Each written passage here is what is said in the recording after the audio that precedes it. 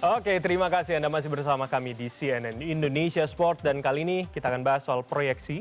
Tadi Mas Akmal sudah ngomong soal skenario. Ini kita akan lihat terlebih dahulu syarat untuk bisa lolos. Boleh ditampilkan di layar teman-teman produser? Jadi kita sudah merangkumkan paling tidak dalam, ini kami ada 2, bisa lolos langsung ketika peringkat pertama, ini atau kemudian pada peringkat kedua lolos ke putaran kelima. Mas Akmal, saya minta analisanya terlebih dahulu Mas. Kemungkinan di 2 poin ini. Iya. Mas, nothing is impossible, tidak ada yang tidak mungkin di sepak bola, dan itu masih ada harapan buat Indonesia walaupun kita meratapi kekalahan 2-3 dari Arab Saudi. Kita bisa menang dengan Irak dengan skor 2-0 misalnya.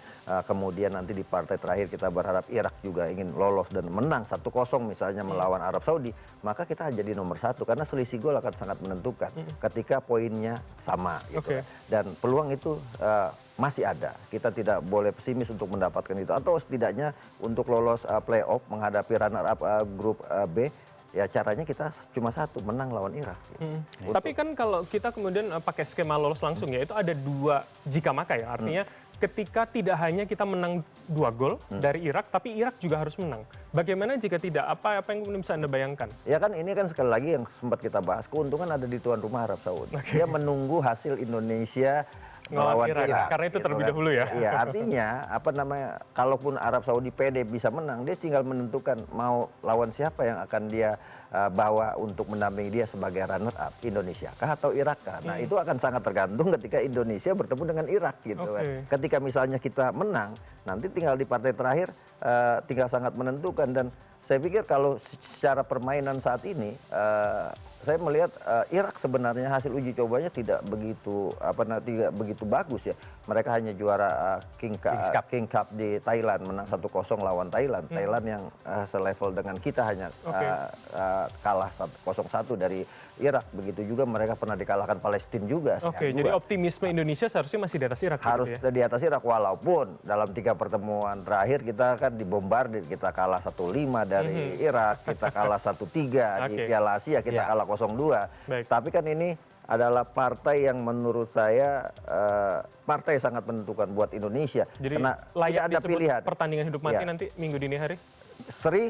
Kalah kita gagal, seri kita gagal. Pilihan kita cuma 1, hanya menang. Jika kemudian bagaimana Kluivert ini membuat timnya menjadi agresif dan bisa mencetak gol dan bisa membobol gawang Irak. Oke, Bung Ropan, saya ingin ke ini kita hitung-hitungan lolos putaran kelima. Ini Indonesia menang pula, tapi kali ini Arab Saudi tidak kalah dari Irak. Ini kan hanya berbeda pada premis keduanya saja. Apa yang bisa kita hitung dari ini? Intinya, ya kalau kita bisa menang lawan Irak, posisi kita untuk putaran kelima di depan mata, terbuka. Tidak perlu kita berangan-angan untuk bisa lolos langsung, ya.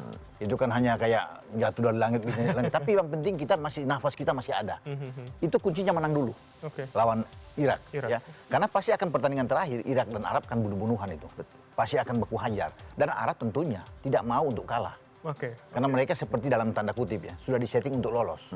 Ya, apalagi setelah mereka menang melawan Indonesia, kan kuncinya menang dulu lawan Indonesia. Lebih percaya diri mereka dan mereka paling imbang. Anda katakan tadi 3-2 kan tidak membuat pelatih Arab Saudi juga senang kemarin. Kalau dia kalah 3-0 lawan Irak, berbahaya buat dia. Iya kan? Makanya ketika kita bisa menang melawan Irak, mereka butuh imbang aja udah enak. Bung, saya ingin sedikit maju membayangkannya. Kalau kita ke putaran kelima, seberapa itu juga menjadi titik aman untuk kita sebetulnya? Sebenarnya itu ya perpanjangan prestasi kita sejauh ini aja. Sebenarnya kalau kita lolos putaran kelima agak lebih sulit memang buat kita kan, karena tim-tim itu yang kuat, wakil dari Afrika, wakil dari Amerika Latin itu seperti Bolivia. Antar benua agak lebih ribet bagi kita. Kesempatan itu sebenarnya ada di putaran ketiga, hampir kita lolos kalau kita bisa menang melawan Bahrain saat itu dan menang lawan Cina. Di sana kita bisa lolos langsung, bisa bagus buat kita, atau di putaran keempat ini. Sayang kemarin itu kita tidak bisa draw aja gitu. Atau kalau kita menang melawan Arab, itu posisi kita lebih aman, akan lebih sulit. Jadi kalau bicara putaran kelima, kita akan menunggu. Memang lebih bagus, lebih panjang di perjalanan. Cuma memang itu agak lebih sulit karena Bolivia ini itu kelasnya jauh di atas, lebih di atas Arab dan Irak. Secara perhitungan kita harus lebih Brasil aja kalau bermain di daerah mereka tumbang itu. Daerah tinggi mereka, Argentina juga bisa tumbang. Jadi mereka ini tim yang kuat memang. Menurut Anda berdua begitu ya, di luar 2 skenario ini, bagaimana ketika poin ketiga negara sama? Seberapa mungkin kemudian Indonesia, Arab Saudi, dan Irak akan punya poin-poin yang sama tadi. Ya selisih gol artinya sebenarnya kita kalah 2-3 ini sangat menguntungkan. Kita cetak 2 gol. Oke. Ini yang kemudian juga membuat tadi kata Bung Ropan, Arab Saudi juga ketar-ketir. Kalau sampai kemudian menang dia kalah, tapi tetap khawatir ya. 0-1 misalnya atau 0-2, jadi minus juga golnya kan. Nah, itu yang kemudian membuat pelatih Renat tidak begitu bahagia dengan hasil pertandingan itu. Lain kalau hasilnya 1-3 itu kan yang sudah dia mau usahakan dengan guling-guling itu, tapi akhirnya kebobolan.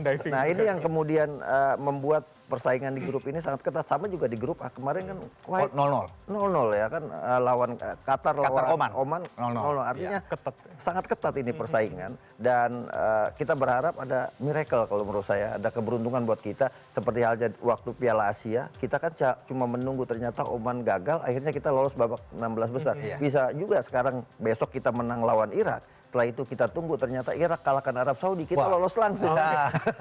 Kayak bintang jatuh tuh Malaysia, bisa lolos. Harapannya seperti itu ya? Harapan seperti itu. Oke.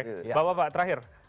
Seberapa kemudian laga melawan Irak nanti akan juga menentukan nasib atau karir Kluivert sebagai pelatih Indonesia? Mas Akmal dulu. Ya pastinya ketika Kluivert sudah tanda tangan kontrak sebagai pelatih profesional, apalagi ini pelatih tim nasional, pasti tekanan akan sangat berat. Resikonya adalah pemecatan, dan dia sudah terima resiko itu ketika dia menandatangani kontrak. Nah, ekspektasi publik juga sangat tinggi. Tapi Kluivert saya pikir sudah tahu, orang dia baru belum tanda tangan aja udah ada tagar Patrick Kluivert out gitu kan. Apalagi sekarang ketika dia gagal untuk membawa Indonesia untuk lolos ke Piala Dunia, dan itu pilihan. Misalnya Sintayong juga ketika membawa Korea Selatan gagal di Piala Dunia, pada akhirnya out juga, dilempari telur, kemudian dilempari batal. Padahal ngalahin Jerman. Rasa juga itu. Iya. Padahal ngalahin Jerman, juara Piala Dunia 2014.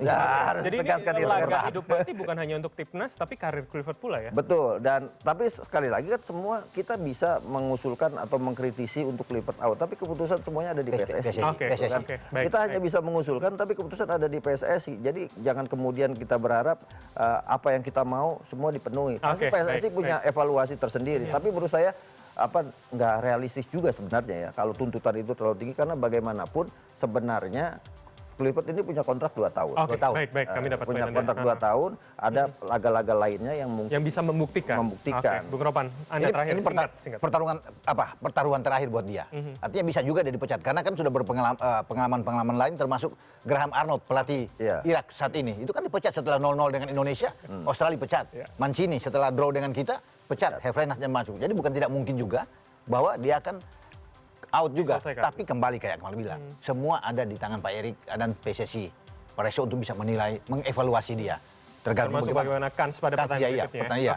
Baik, terima kasih Bung Ropan, Mas Akmal. Kita akan lihat bagaimana minggu dini hari nanti Timnas Garuda untuk melawan Timnas Irak, begitu ya?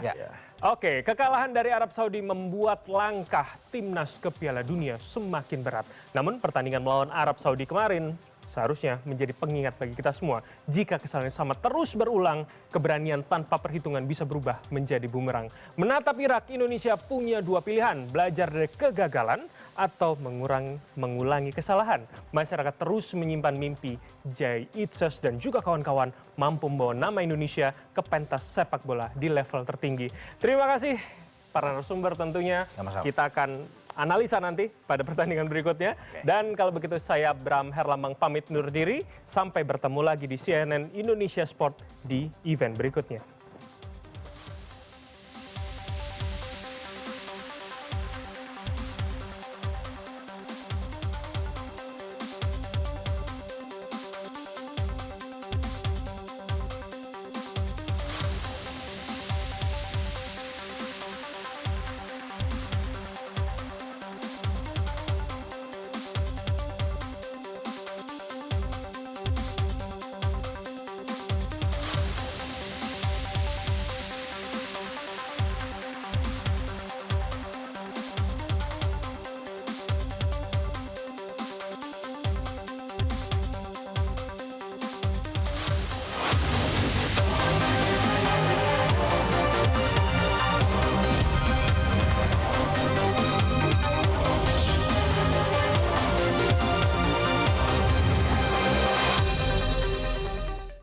In association with